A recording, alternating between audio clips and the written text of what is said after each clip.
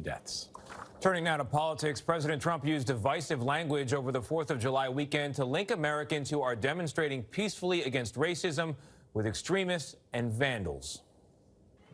Angry mobs are trying to tear down statues of our founders, deface our most sacred memorials, and unleash a wave of violent crime in our cities. We are now in the process of defeating the radical left, the Marxists, the anarchists, the agitators, the looters, and people who, in many instances, have absolutely no clue what they are doing. Speaking at Mount Rushmore on Friday, the president claimed a new, quote, far-left fascism is threatening American values. The next day at the White House, he said no to taking down controversial statues, saying, quote, our past is not a burden to cast away. The tone echoed his inaugural address, focusing again on what he called then American carnage. Chief Washington correspondent Major Garrett joins us. Major, good morning. These were largely scripted remarks by the president, which means they were a choice. Sure. Why did he take this tone? Yep.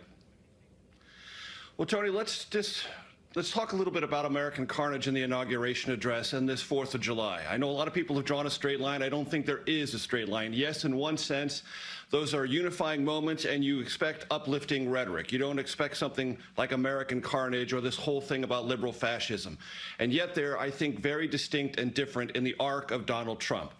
The inaugural address, American carnage, was him addressing what he regarded and many of his supporters regarded as, in Washington, a bipartisan cabal of elitists who would let America go to waste, particularly in the industrial heartland. And he came there as the anti-establishment force to topple all of that.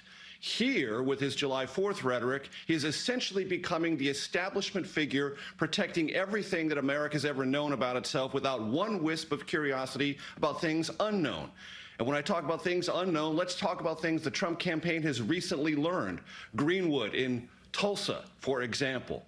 What does it mean when you say when the looting starts, the shooting starts? All those things the Trump campaign apparently didn't know about, yet have resonance in American history. So in this case, the president is sort of establishing himself as the arbiter of American establishment, protecting all of the history as known, with no curiosity about unknown or how we might progress. That, I think, is a substantial and important distinction.